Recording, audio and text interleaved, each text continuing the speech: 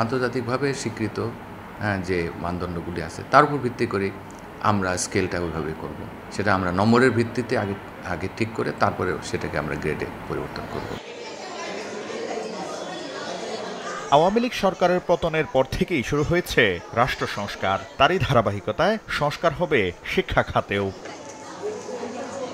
দীর্ঘদিন ধরে শিক্ষার্থী, অভিভাবক ও শিক্ষাবিদরা নতুন কারিকুলাম বাতিলের দাবি জানিয়ে আসছিলেন। অন্তর্বর্তীকালীন সরকার সে দাবির বাস্তবায়নে বাতিল করেছে নতুন কারিকুলামের সমালোচিত মূল্যায়ন পদ্ধতি। চলতি বছরের ষষ্ঠ থেকে নবম শ্রেণীর বার্ষিক পরীক্ষা হবে সৃজনশীল প্রশ্নপত্রে। জাতীয় শিক্ষাক্রম ও পাঠ্যপুস্তক বোর্ড এনসিটিবি বলছে, প্রতি বিষয়ের ১০০ নম্বরের পরীক্ষায় থাকবে সংক্ষিপ্ত ও বর্ণনামূলক প্রশ্ন, সঠিক উত্তর ও শূন্যস্থান পূরণ।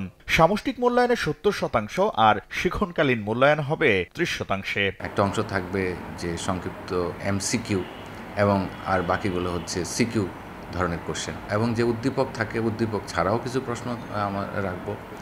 তারপরে ধরেন আরও যে সংক্ষিপ্ত উত্তর প্রশ্ন কিংবা ধরেন যে শূন্যস্থান পূরণ, ট্রু ফলস, এগুলোও থাকবে। অর্থাৎ একজন শিক্ষার্থীকে বিভিন্ন দিক থেকে মূল্যায়ন, প্রশ্নের কাঠামোর ভ্যারাইটি দিয়ে আমরা মূল্যায়ন করব। পরীক্ষার ফল প্রকাশে থাকছে না আলোচিত সমালোচিত ত্রিভুজ, চতুর্ভুজ ও বৃত্ত।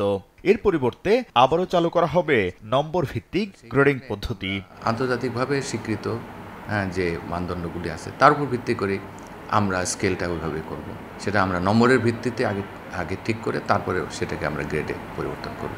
চলতি বছরের সাময়িক সময়ের জন্য পুরনো সৃজনশীল প্রশ্ন পদ্ধতির প্রচলনকে ইতিবাচক আখ্যা দিয়ে দ্রুত সবার কাছে গ্রহণযোগ্য পরীক্ষা পদ্ধতি প্রবর্তনের দাবি অভিভাবক ও শিক্ষা সংস্কার আন্দোলনকারীদের। নতুন কারিকুলাম ফ্রেমওয়ার্ক করব, নতুন কারিকুলাম বানাবো, এর জন্য আমাদের শিক্ষানীতিটা আবার সংস্কার করতে হবে। সংস্কার করার পর কারিকুলাম, তারপরে অন্যান্য বিষয়ভিত্তিক কারিকুলাম, তারপরে না টেক্সট বই, তারপরে ইভ্যালুয়েশন। সুতরাং এতটা আমরা করতে পারবো না। আমরা জানি যে সৃজনশীল মূল্যায়ন পদ্ধতির মধ্যে অনেক সীমাবদ্ধতা আছে, কিন্তু তারপরেও আমাদের সেখানে আপাতত অন্তর্বর্তীকালীন পদক্ষেপ হিসাবে যেতে হচ্ছে। অংশীজনের মতামতের প্রতিফলন ঘটিয়ে গ্রহণযোগ্য পরীক্ষা পদ্ধতি প্রচলনের বিষয়ে জাতীয় শিক্ষাক্রম ও পাঠ্যপুস্তক বোর্ড কাজ করবে বলে জানান বোর্ডের চেয়ারম্যান। শাকির আহমেদ, সময় সংবাদ, ঢাকা।